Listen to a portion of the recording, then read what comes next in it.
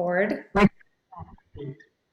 All right, so welcome everybody. My name is Rachel Richards, for maybe those of you that are watching a recording or that I do not know, but I'm excited to guide you through this Love My Life in 2023, and really just a limited series on some growth work. Growth work is a body of work. It's not exhaustive. It's not something we do one time. It's different than therapy, obviously very different, but growth work is all about forwarding and having the gap between in our mind who we want to be, who we strive to be, who we admire, and then our daily choices. And that's really what growth work entails, is that body of work. So we're going to talk a little bit about that tonight. We're going to recap just a little bit for those that were not here last week. And then I'd love it to be super interactive. I'd love for you to ask questions, stuff that you're chewing on, things that may be provoked. So let me just kind of go through and share my screen. I'm going to go through my PowerPoint a little bit for tonight. And we're just going to try, you know what? I do have to designate a co-host. Sheila, would you mind like letting people in? Only because once I go into the PowerPoint, I'm stuck. So that way, if anyone's making it in last minute, they're not left out in the waiting room. Okay, so let me go ahead and minimize this. I'm gonna play here. So let's get back to the beginning. Sorry, guys, I'll get it together. All right, so love the life you live. What are you gonna create in 2023? Right, these are not just sterile questions, just to have, you know, a great question.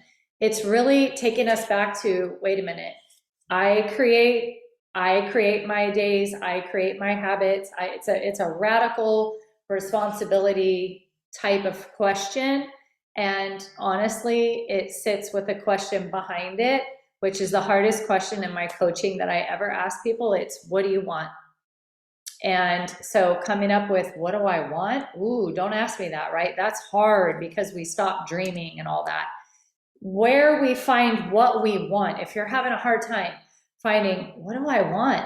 It's great to rate your 7 areas of well-being, your vocational health, spiritual, familial, financial, physical, mental, social, and then pick one and really write out, if you couldn't fail, what would growth work look like in that, and how would you know that it's improving, right? So some of these are very tangible. You're like, oh, social health, I'd have more dates, or I'd have more friends, right? So you could measure it by what's happening. Remember that growth work is not about overnight success. It's about committing to the work that it takes to achieve sustainable success. Very different, right? Not a challenge. I heard on a podcast this week, challenges, right? At the end, you just go back to what you were doing before at the end of the challenge. So this is in no way a challenge. All right, tonight's growth work. So I will recap a little, but the questions I want to talk to you guys tonight, is it how you're pursuing success, or is it how you're managing your disappointment? So success is actually easier to attain than managing disappointment. So most champion type of folks, they would say, I handled my disappointments better than my team, right? I got back up quicker. I didn't let it knock me down, right? Stuff like that. So it wasn't so much their success, it was more, how did they handle their disappointment? So that's something that I want you guys to think about. If we are not at the center of our responsibility, that means someone else or something else is. So you may want to identify that, where you're like, if I'm not at the center of my responsibility, that means it's someone else or something else is. Identity-based coaching, I do want you to hold on tonight to, who are you trying to become? What version of you are you trying to become? The highest and best, right? Over time. How are you peppering your life with the behaviors that are consistent with the person that you want to be, right? So if we say, oh, I want to be more fit, are we peppering our life with the things that fit people do, right? because that would be the version of us that would come out if we did. And my big question that I want to talk about tonight is, are you fighting the old or are you creating the new? Okay, so that's kind of our work for this evening. Take a minute. You might want to screenshot that one because we're going to deal with that one tonight more. For those of you that weren't here last week, what I believe, it's never too late to be who you want to be. I hope you live a life you're proud of. I hope if you're not proud of it, you have the strength to start over, right? We talked about that last week. Why am I doing this? I just want to give back. I want to awaken more people. I want people to be seen and heard. I want to dispel the motivation will help us out, right, type of thing. So we'll talk about interaction in just a bit. But for tonight, I'd like to go back to some of these questions and just get a bunch of interaction from you all. So I'm going to stop this share and just what's going on. Let's just talk. If you could just raise your hand, put your little hand up, that would be amazing. And then we can kind of process this together. Any thoughts or questions from last week or things that you've applied? Anything goes. Hey, Rachel, we couldn't see your screen the whole time, so I just wanted to tell you that so nobody could screenshot. Yeah. Oh no, where did it go? Let's see. Hold on. Goodness gracious. So let's see. There it is. Okay, do you see this? You guys are good to see? Okay. Yes. Yeah. All right. So the screenshot would probably be this one, right? This is the work. This is the growth work that we're going to work on from now until next week. We do want to talk about what we worked on last week. We asked y'all to name your roommate. That version of you that's so comfortable being where you are, that's constantly reminding you of behaviors that don't serve your change, right? So the homework was name your roommate, right? We didn't talk about that. And then here's some of the other, just in case you guys wanted to screenshot anything that we covered, here. This was all, from last week. And then tonight, we're gonna talk. So sorry about that. I'll go back to it in just a minute. But for now, I see some hands up. Awesome. Nicole, and then Thomas, and then anybody else that wants to chat. And if you just need me to coach something, you can ask that too, where you're like, how would you handle that? Nicole? Sorry, my friend, you're on mute. And I think you guys should be able to be fine to come off mute on your own. Yep, there we go. So how do you, in the past, I've struggled with emotional mismanagement and disappointment my whole life, like my heart on my sleeve. So anything is that, it's that guttural, visceral reaction where just my heart drops and it goes to my pit. And it's been extremely difficult to overcome still. And I'm just, any advice for breakthrough on that? Yeah, it's tough. Tell me it's more really about tough. that. Like, tell me, are you saying in any and all disappointments, or is it more, no, just with my family, or no, it's any and all? Like, give me a little bit more color, because I think I know. Just like, well, I mean, one small example would be, someone you've really cared about and you're wanting them to go on plan and you've spent, the time with them and you really care about them. And then they're like, no. I mean, I've had the disappointments before, but it's like that pit in your stomach that just, it's difficult for me to, manage that. And I don't know how to get out of my heart. Like, I you know what I mean? That just that emotional place. And I don't have that skill. Yeah, that's okay. Are you wanting to develop that skill though? I am. I don't want to have this because it gets in the way of me moving forward in my business and moving forward in my life. So I don't. And I get disappointed in myself because I can't move forward. Okay. Okay. So language is important. So I can't move forward, right, is false, because you wouldn't even be coming off mute. You're already moving forward, number one. So you've already moved forward just by coming off mute. So see it. And then the other thing is most of what's happening is the meaning. So remember that human beings are meaning maker machines. Okay. We make meaning to things, and whatever we make meaning to is what actually hurts us. So for instance, if I text somebody, do you want to hang out? I'd love to hang out. I'm new to Texas. Like, you live here. Can we hang out? Whatever. And they're like, oh, I'm sorry, I can't, or I can't, right? I could make a meaning to that. And that, whatever the meaning I make to it is what hurts me. So you get to write out and go, what meaning am I making to this disappointment? Whatever, That's good. whatever That's really you're good. making it mean, Nicole, is where is, and it's one of those things, it's hard, like that equanimity, right? We talked about that last week. Equanimity is, I'm emotionally stable no matter what's happening around me. I am centered. I am not making meaning to that because I don't know what they meant by that or what they're meaning to do, and so I'm not going to assume it. The predecessor is expectation. So you're getting, you're wrestling with two things: making meaning to things and having expectations. So Yes. if you can say to yourself, I'm certainly glad that no one made expectations of me when I decided to get healthy, because I had to do it on my own terms, and I had to be rebirthed, and I had to wrestle with my old self until I was sick of her. And then, like, so we're almost looking at the waiting period, or the no, or I'm not going to do it after all, or whatever it is. It's like, what? And we get to go, oh my gosh, I can have compassion for that. I can, and where I want to have disappointment, I'm going to apply compassion instead. And I'm going to say, I don't know what it's like to wrestle with yourself for that long, or maybe I do, but compassion, where you almost let your heart break instead of being disappointed for the person, remove expectations, and then say right away, what am I making this mean? Am I, and just work through that, like meaning maker machines.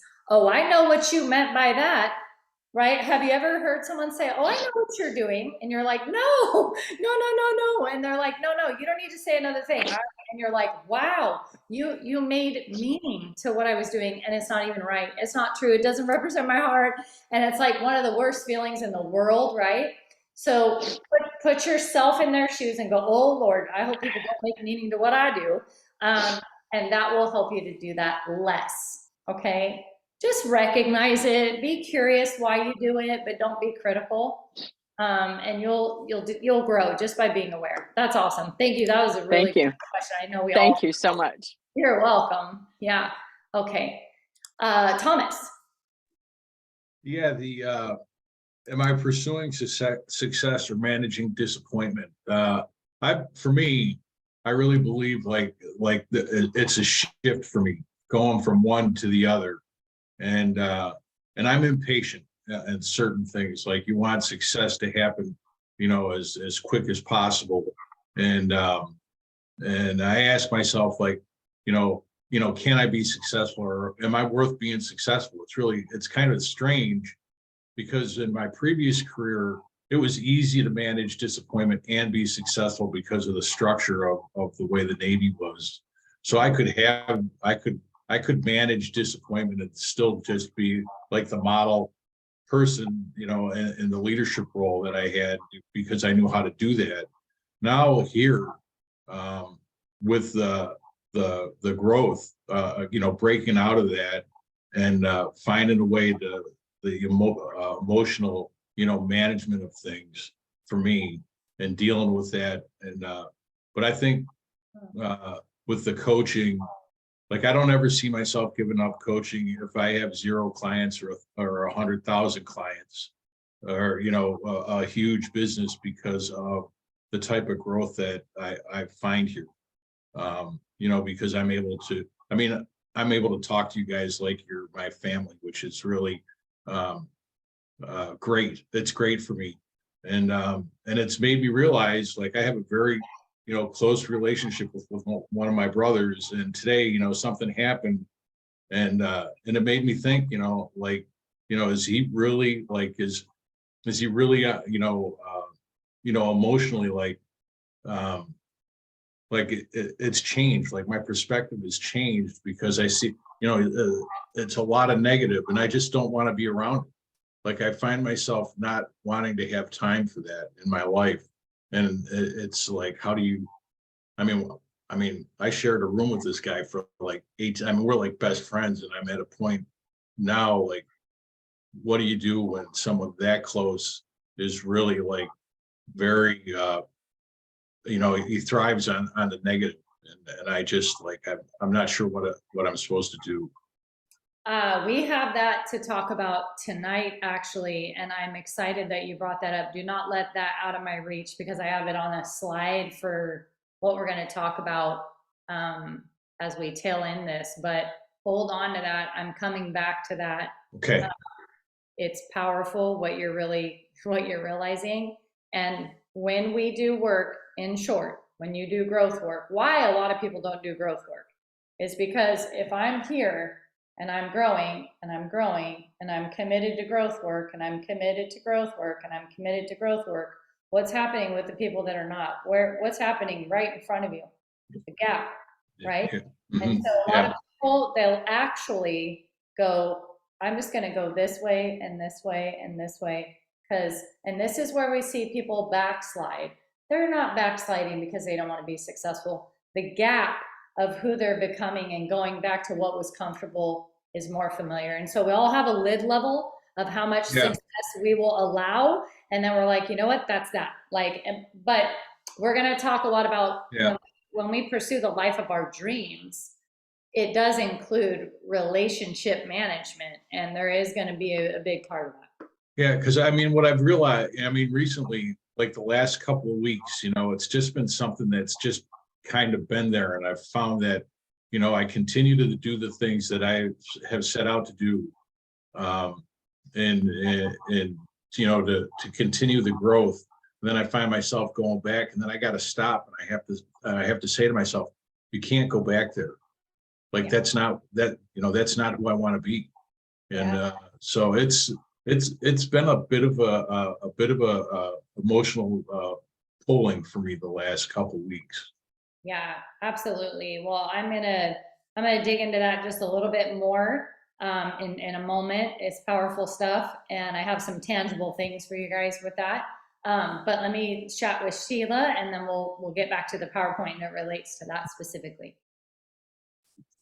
Hey, so this is great. So I'll make this quick. So this is speaking to the past version of me and then the present version of me, because I've done things over the years and I've grown a lot over the years, because where I started and where I am today, I used to focus on all the negative stuff and making everything personal and trying to own the outcome and everything. And well, I'm doing this. So why don't they see it the way that I see it? Or why don't they just grab it? Or why? All those questions that are leaving me floundering. Like, why aren't they trying to track along like I'm trying to track along so we could do this together? So when that gap would start to appear, I think I would feel that pressure and I would backslide, like what you were talking about, right? Because I got caught up in trying to own their outcomes. And I was never supposed to own that outcome, is what it took. It took a long time to be okay with seeing what their outcome was and just focusing on my outcome. Just share, be there as a resource, but don't own the outcome. Because we're all on this path together and we're all at a growth point. Like, we're all at our own different level of growth point, right? I'm still not where I want to be, but I'm growing. And so now with where I'm at, with what I'm doing, you asked those two questions. Is it how we're pursuing success or how we're handling disappointments? And I can actually see, like here on this call, where I'm focused on, and I'm now more focused on pursuing success, because I can see it in my business, what I'm doing as I'm growing. I'm not getting every person that knocks on my door that says, hey, I'm interested, can you tell me more?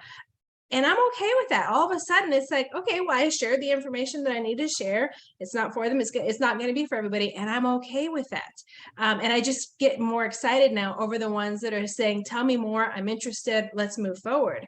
And it's a whole different energy and it's a whole different drive each day, because while yes, those no's are still there, that's okay. I'm focused on the yeses because I can be a better version of myself for those people who do commit and say yes. And then I can be a better person for the ones that are coming on in the future to say yes. So it's a process and I'm still working through that, but I can see the shift now, finally. Yeah, and what's crazy about that, like we talked about, when you can hold on to who you are for and not worry about who you're not for and who is not resonating, you're creating. You can create for those people and go, what programs do my clients like? How do they enjoy this best? Not the naysayers or the one, it's like creation is so important. So looking at the year and thinking in each month, what am I creating in this month, right? What intentionality? And creating means playing. And it's like sit next to a kid, right? And what we do is we go, well, I like to paint, but I don't have any paints, It doesn't matter. Start painting with anything you have. Start playing, start creating, and let go of trying to manage the outcomes. That is so important. I'm going to share my screen again. I do hope it shares. Can you guys see it? Okay, cool. We're actually going to go to this slide. We talked about this last week, growth coaching, working on the hardest relationship that matters, the one with us, creating, no more avoiding. Well, I just don't want this to happen. Well, I don't, right? Fear-based living, opposite of creation. Creation plays. Creation is fun to be around. Creation is attractive. People are attracted to creators, right? But if we are managing, we're not fun to be around, okay? So our view of ourselves, our view of others, and our view on life becomes our story. Every transformation starts with the shift in perspective. So tonight, I want to ask you, sorry, where do we go? I'm looking for this very special slide that I put for tonight. There we go. To Thomas's point. Okay, what relationships are you the freest to be yourself? That's going to be a little bit of homework for you to think about. What people, when you spend time with them, you're free to be your authentic self, where you're like, this is me. This is the real me, right? Like there is no part of loving your life is that authenticity of, I went to something last night because I'm putting myself out there, right? I'm trying to build community. I'm actually really vulnerable right now with that. And I'm like, here we go. But I did something last night and they were not my people. You know how I knew? Because I wanted to be a different version of myself.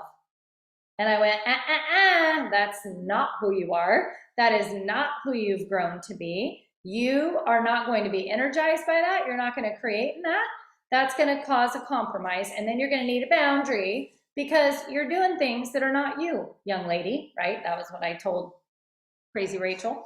So you can kind of see that there are in 2023, in order to love your life, this is not the end all be all, but this is important. You'll want to be in relationships where you are the freest to be yourself, unguarded. Like, I'm not talking about a work in progress, but I'm talking about you are yourself. What relationships do you have to create a different version of yourself to be okay in? That's a lot of energy, guys. It's a lot. It drains more than we know, and it doesn't feel good, okay? Now, I'm not, I'll caveat, I'm not talking about cutting people off or any of that, because I don't have a big endorsement of that unless it's like toxic and harmful, right? I believe equanimity gives us a space to go, I see you, but the frequency will be less, the duration will be short, and I will love you and have compassion for you, but our intersections, they just won't come together as much as they used to, right? It's not a punishing, it's a, I don't want to be a different version of myself. This is where I watch people lose themselves in food, in eating, in spending. It's like they're just, right? What relationships just flat out drain you, deplete you, and cause stress, right? This is something to take inventory.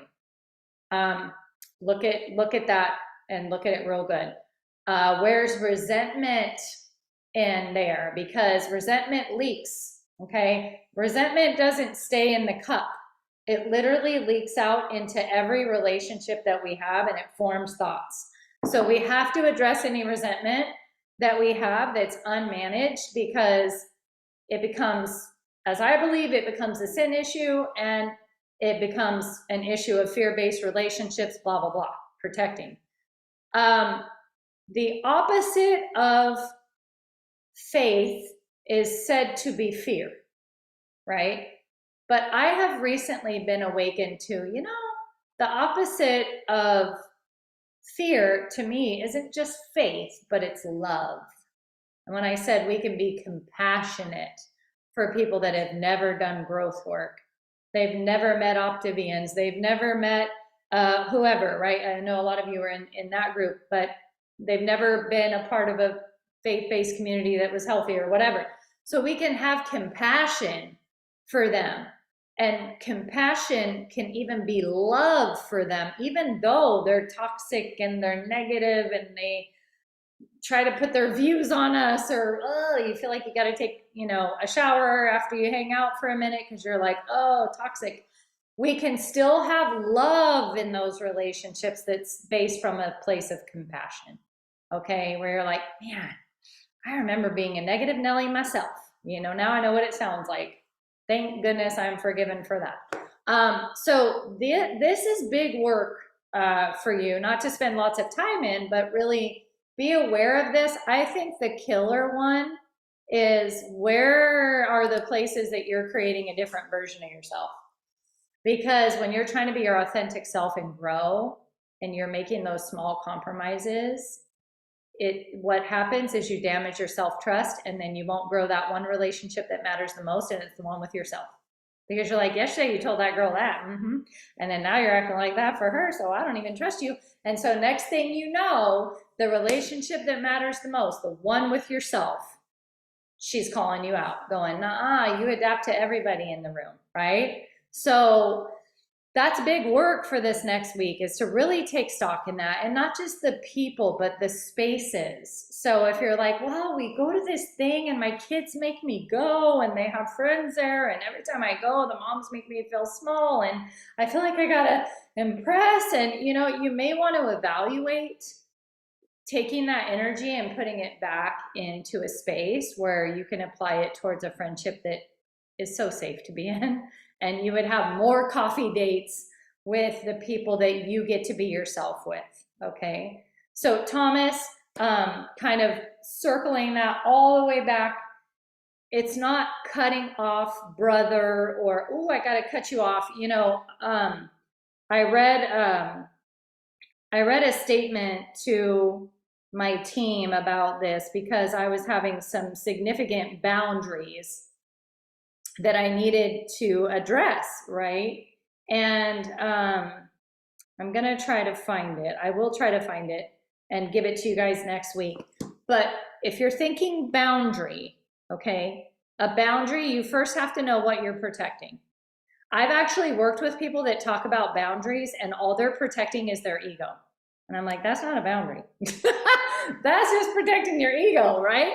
A boundary is protecting your spirit and your emotional sobriety, where you're like, I'm trying to become emotionally sober and you're taking me backwards in like 32 seconds, So we have to limit the number of times and the duration. You might even have calls from brother where you're like, oh, someone's at the door, brother, I gotta go. Not that you want to lie, but like, you've got to have blocks of time to limit the exposure so it doesn't mess up your equanimity, and also be able to show a lot of compassion in those conversations, knowing that he has not done any growth work, right? Yeah. So Crystal, do you want to ask a question before we wrap up? I hate that our half hour goes by so quick. I'm like, man, this is crazy. Wish my workouts went by that quick. Hey everyone, no, I just wanted to actually just share something if I can, based off of Thomas's question, and I know this is something I had in Big Bear with you guys a couple of years ago, and it's taken me some time with my best friend who is my sister, and kind of same thing. I will keep it short, but to Thomas's point, and I want to just share this with everyone. I don't know who's in our group reading this with us, but the Find Your People book. Wow, this book, if you guys don't have it, this really helps you find who you are, because you might have thought you were somebody and you're not that person. And you'll find who your people are, because as you read it and as she asks you certain questions, those people come to your mind quick. You're like, those people who are like, those are my people. I never have to be something else that I'm not around them. That's just been something that I've been finding in this book. But then also conflict. It's right in here. Conflict is part of healthy relationships. So when you think like, oh, it's my best friend or what's happening, it's like, well, it's okay. Like, you know, jump in there, read about the conflict. And I just know that my hubby and I, we have been blown away by this book. We share it. We tell our friends and our family about it. And we're excited to start it over again when we finish it. So if you don't have it, definitely jump in and start reading this. And it is a hard read, but I think it's awesome. And it would be really good for you just to find out more about yourself and your people. I love that. I'm trying to see if I can, give me 1 second. Yes, I will find it for next week, but basically it's not the old school of thought that I had was like, cut off boundaries, you got to go, right? You know, and the healthier that I get, I just realize, like, in other words, if you and I are on completely different paths, you know, I don't need to cut you off, but I could just say, Thomas, you're designing your life around the things that matter the most to you, right? And I think you should. Like, I think you should manage the things that matter most to you, and you should do the things that bring you the most peace and joy. And I'm going to do the same thing. And what's probably going to happen, because of how different some of our choices are, what's probably going to happen is we're going to intersect a little less. And even if we hung out, right, in my environment, you probably wouldn't feel very comfortable. And I wouldn't feel very comfortable in yours, right? So it's not this punishing, like, I don't have anything to do with you. Your life is not, you know, kind of more judgment. It's much more like, let's just be honest. Our circles are going to be different because we're investing in different things. Our hobbies, like everything. So when we hang out, the connection points will be so different, right? But in no way do I want you to stop living the life that you want to live. And in no way am I telling you, you better fix your life in order to hang out with me. You know, it's like, that's a little bit different. But what we're saying is, I'm just honoring this life that I'm making. And it might cause us to hang out a little less. And it's not a punishment. It's not a cutting off. It's just the reality of you're going left and I'm going right, you know? And so the intersections will be less. And I hope that you guys know that in no way do I think, I used to think that all of the external was my issue, where I'm like, well, I had this upbringing and then I had this and that, and those things are valid that I went through, and the losses that we've had, they're valid. But what I'm really aware of through growth work is I am so dang busy wrestling the girl that I used to be and creating the girl that I want to be, that I really don't have too much time to think about who's messing me up. Where I'm just like, oh no, I got to get over here and work on being consistent in this area of my life, because it's not about how I don't trust you. It's I don't trust me. And if I don't trust me, I'm in big trouble, right? Like, if I can't do what I say on a daily basis, if I can't win my day, right? Does it matter what you can say to me if I can't even keep my own word? Like, what can you say to me that's gonna hurt? I gotta look at this and go, girl, you didn't even. So that's the growth work. That's the it's so different. It gets rid of any victim and blame. And that doesn't mean that we weren't victims of something. We were, many of us, but we are so focused on growing and that logo therapy of like using it for the growth of others.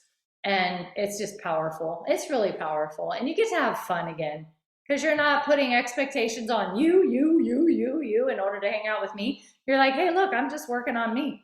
So I invite you guys to do more of that with me. That's where I'm going. And I thank you for joining tonight. Happy Valentine's Day.